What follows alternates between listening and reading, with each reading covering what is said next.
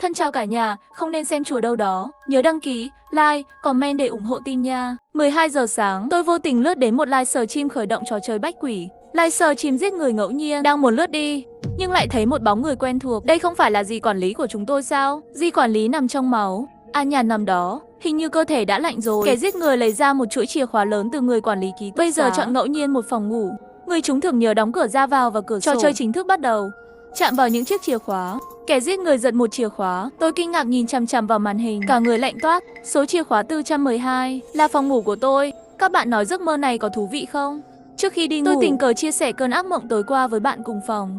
Bạn cùng phòng Chu Thải và Liễu Húc dùng ánh mắt kỳ quái nhìn về phía tôi. Có phải bạn còn gửi livestream đến nhóm phòng ngủ không? Sau đó tỉnh dậy, tôi mờ mịt gật đầu. Liễu Húc cũng tiếp lời. Đi người chủ chương trình đó có phải tên là Bách Quỷ Minh Nguyệt không? Tôi ngơ ngác hỏi lại, làm sao bạn biết? Họ nhìn nhau.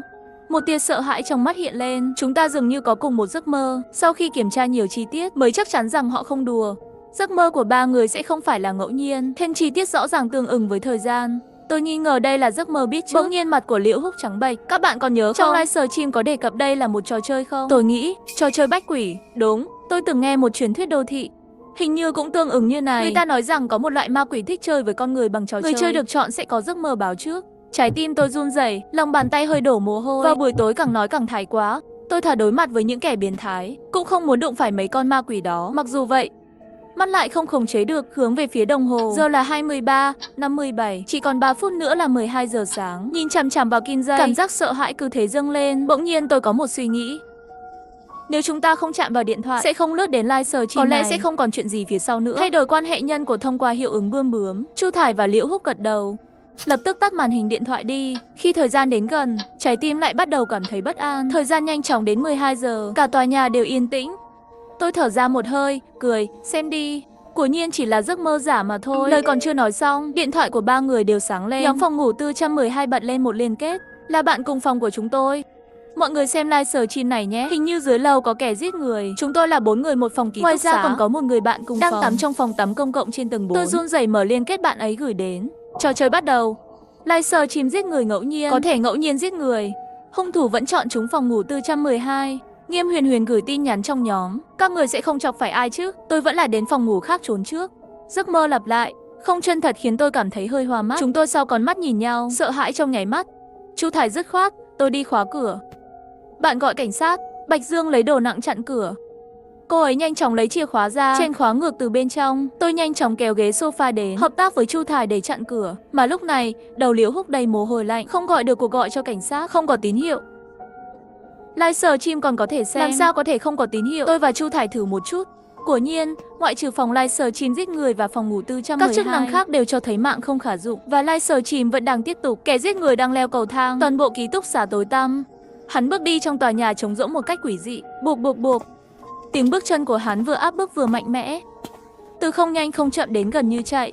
Khi cả ba người đang không biết làm gì, Huyền Huyền bỗng nhiên bắt đầu cuộc gọi nhóm. Cô ấy nói không mạch lạc, đi. Trong hành lang bỗng nhiên không có một ai. Tôi gõ cửa ký túc xá khác cũng không có ai trả lời. Dường như mọi người đều biến mất.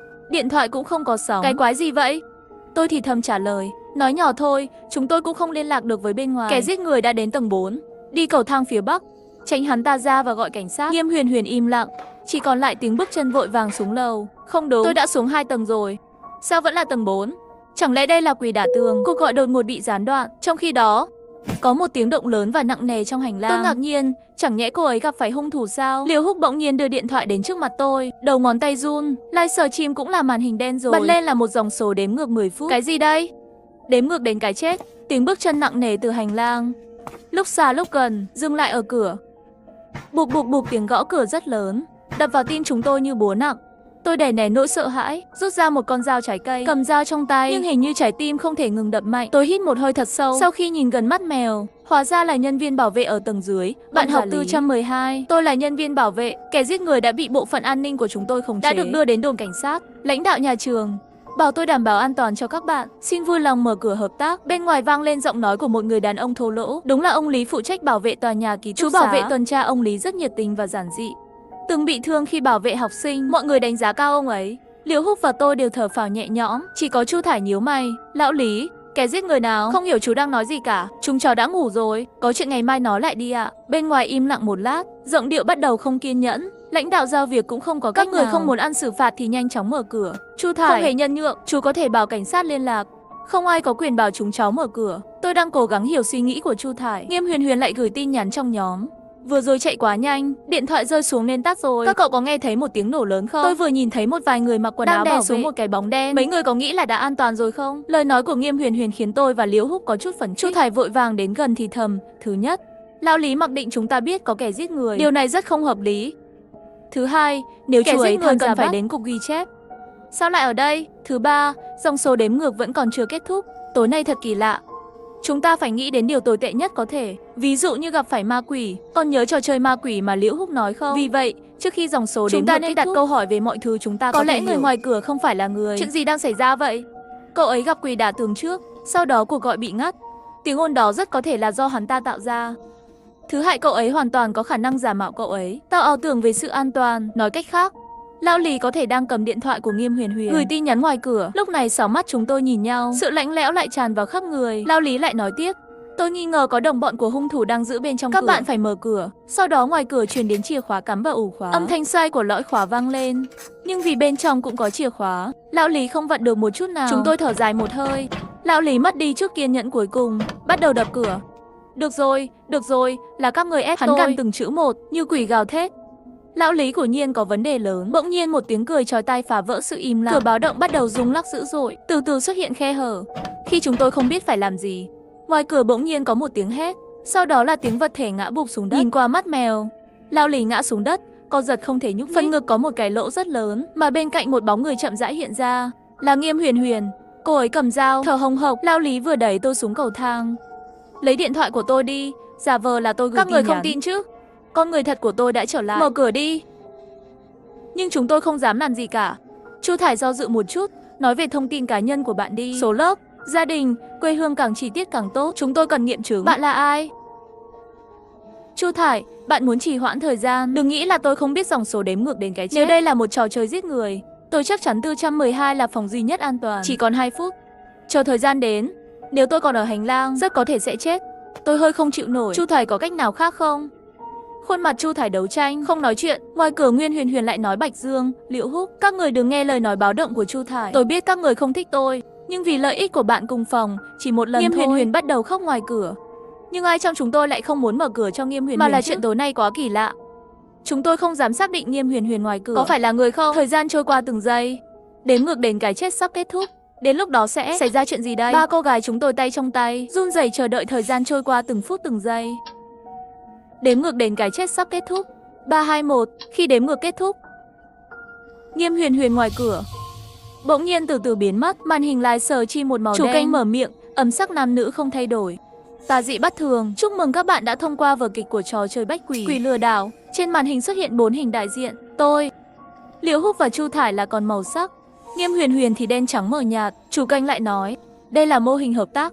Chết vì tập thể thì tập thể cùng sống lại. Sau đó, hình đại diện của Nghiêm Huyền Huyền tự động có màu sắc trở lại. Trong khi đó, trong phòng ngủ Nghiêm Huyền Huyền gần như xuất hiện từ hư không. Một cảnh tượng gần như kỳ diệu làm chúng tôi ngạc nhiên liên tục đuổi lại. Nghiêm Huyền Huyền ngồi xuống đất, sắc mặt sợ hãi. Ngươi là cái thứ gì? Rốt cuộc muốn gì? Tôi không muốn chơi trò chơi gì cả. Ba người bọn họ chưa đủ sao? Thả tôi ra được không? Nghiêm Huyền Huyền từ cuồng loạn đến giấu mặt khóc thút thít. Cái chết khiến cô ấy bị kích thích quá. Chủ kênh không để ý. CGC 2 sắp bắt đầu. Trong 5 phút nữa xin di chuyển đến phòng ngủ 512. Nếu không sẽ chết. Đếm ngược 5 phút trên màn hình bắt đầu hiện lên. Mọi người mặt trắng bệch im lặng. Nghiêm Huyền Huyền hoảng sợ, giữ chúng tôi lại. Chúng ta chạy đi, ra khỏi tòa nhà này đi. Tôi miễn cưỡng nói, bạn quên quỷ đả tường sao? Nước mắt cô ấy lại tràn ra. Vậy thì trèo cửa sổ đi. Tôi thà ngã chết chứ không muốn ở đây. Sắc mặt Chu Thải khó coi nói, các người nhìn ngoài cửa sổ không có đen. Thêm vào đó, các bạn học khác đều biến mất. Có lẽ chúng ta không ở trường. Cô ấy hít một hơi thật sâu, lại nghiêm nghị mặt mày nói, các cậu bình tĩnh lại một chút. Dù vô lý đến đâu cũng phải làm rõ tình hình. Chúng ta chắc là đụng phải ma quỷ rồi. Nhưng may là con ma này không giết người trực tiếp. Vì sự an toàn tạm thời, tôi kiến nghị không nên đối kháng với nó, hợp tác với nó chơi trò chơi trước. Trận đấu tiếp theo sẽ diễn ra ở phòng ngủ 512. Tôi đoán là cứ mỗi trận thắng thì lại lên một tầng 1. Tòa nhà ký túc xá cao nhất tầng 7. Nghiêm Huyền Huyền mắt sáng lên, lo lắng ngắt lời, ý bạn là ta phải vượt qua trò chơi 3 lần mới có hy vọng rời đi. Chu Thải hơi gật đầu. Không khí tràn ngập sợ hãi. Chúng tôi cẩn thận di chuyển đến trước cửa phòng 512. Cả hành lang trống rỗng, bốn phía là màu đen không nhìn thấy 5 ngón tay. Chủ kênh không nhanh không chậm nói, ma quỷ thay thế. Luật rất đơn giản. Các bạn thay phiên nhau vào phòng 512. Mỗi người bước về phía trước 4 bước rồi ra ngoài là được. Lần này vẫn là mô hình hợp tác, hơn một người sống sót là có thể vượt qua trò chơi. Trong vòng 1 phút lần lượt đi vào, nếu không thì tự chỉ định. Nghe vẫn là mô hình hợp tác. Nỗi sợ hãi trong lòng chậm lại một chút, nhưng vẫn có sự khác biệt về thứ tự. Nghiêm Huyền Huyền sợ hãi, kiên trì để Liễu Húc là người đầu tiên vào. Tôi không đồng ý. Nếu để Liễu Húc là người đầu tiên đi vào sẽ mất mạng, và tôi không muốn bạn thân trở thành nạn nhân của cám dỗ. Chu Thải im lặng không đưa ra ý kiến. Chủ kênh bỗng nhiên mở miệng kích hoạt chỉ định ngẫu nhiên.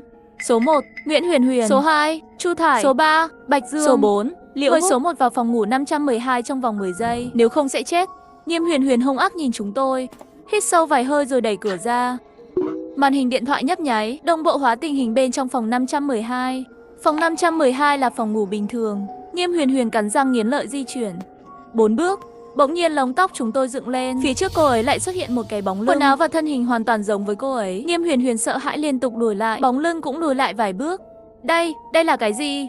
Thân thể Nghiêm Huyền Huyền run lên vì sợ hãi. Bóng lưng phía trước cũng run rẩy theo cùng nhịp điệu. Cô ấy đã tìm ra quy luật, tay phải và tay trái cùng lúc. Bóng lưng cũng đồng bộ vây, giống như nhìn vào một chiếc gương đặc biệt. Sau vài giây, quay người lại liền muốn đẩy cửa xông ra ngoài. Nhưng khi quay lại, cô ấy bị giữ lại. Bóng lưng như bóng ma, vẫn còn trước mắt 1 mét. Nó giống như đang đứng trên võng mạc, luôn ở phía trước tầm nhìn. Nghiêm Huyền Huyền bắt đầu chạy về phía cửa. Phía trước bóng lưng cũng chạy. Đây là một cuộc đua không thể thắng. Đối thủ luôn dẫn trước 1 mét. Quả nhiên bóng lưng trước tiên xông ra khỏi phòng ngủ 512. Mở cửa. Tôi chỉ cảm thấy gió thổi qua mặt. Một cái gì đó cực kỳ xấu xa xuất hiện, đi ngang qua chúng tôi. Cổng tự động đóng lại. Trong nhà có tiếng kêu tê ra đầu. Tim tôi đập thình thịch. Tim đập mạnh liên tục. Tôi hiểu ý nghĩa của việc ma quỷ thay thế. Trong phòng 512 chỉ có thể ra một người. Nghiêm Huyền Huyền thay con quỷ kia nhận sự hắc ám. Con ma đó nhận được tự do của Nghiêm Huyền Huyền. Chủ kênh cười như không cười. Số 2 tiếp tục. Khuôn mặt Chu Thải nghiêm nghị, sẵn sàng mở cửa. Sau đó tôi nghĩ ra một khả năng nào đó, hét lên với Chu Thải nói, đi ngược lại. Chu Thải quay đầu cười khổ nói, tôi chính là có ý nghĩ này, cứ thử một lần vậy. Nói xong liền đi vào phòng 512. Sau 4 bước, phía trước của Nhiên xuất hiện một Chu Thải khác, bóng lưng ma quái. Chu Thải cố gắng run rẩy hai chân, bắt đầu lùi lại. Bước 1, bước 2, 3 bước, phía trước bóng lưng cũng theo lùi 3 bước. Chỉ thiếu 1 bước nữa thôi, Chu Thải lại chậm trễ không ra. Tôi vô cùng lo lắng. Chu Thải rốt cuộc đang chờ cái gì? Bỗng nhiên bóng lưng bắt đầu động đậy. Nó giơ hai tay lên, bỗng nhiên nắm lấy cổ mình. Chu Thải cũng bị buộc phải giơ tay nắm lấy cổ mình. Bóng lưng đang chống thao túng. Trái tim tôi run rẩy, hỏi trên màn hình, chuyện gì đang xảy ra? Chủ kênh bình tĩnh nói, ha ha. Quên nói với các bạn, ma quỷ không thích đi ngược lại, lùi hơn 3 bước, họ sẽ tức giận. Tôi nghiến răng. Tại sao không nói rõ trong quy tắc? Chơi chúng tôi vui không? Chu Thải bị bóp chặt hơn, thân thể dần trở nên mềm mại khi sắp không chống đỡ được. Bỗng nhiên 180 độ quay mặt về phía cửa, gió thổi trên mặt. Trái tim tôi cũng rơi xuống hầm băng. Trước khi đóng cửa, tôi nhìn thẳng vào mắt cô ấy. Đó là không cam lòng, tuyệt vọng, một tiếng nổ lớn. Đó là tiếng hét khiến người ta tê liệt.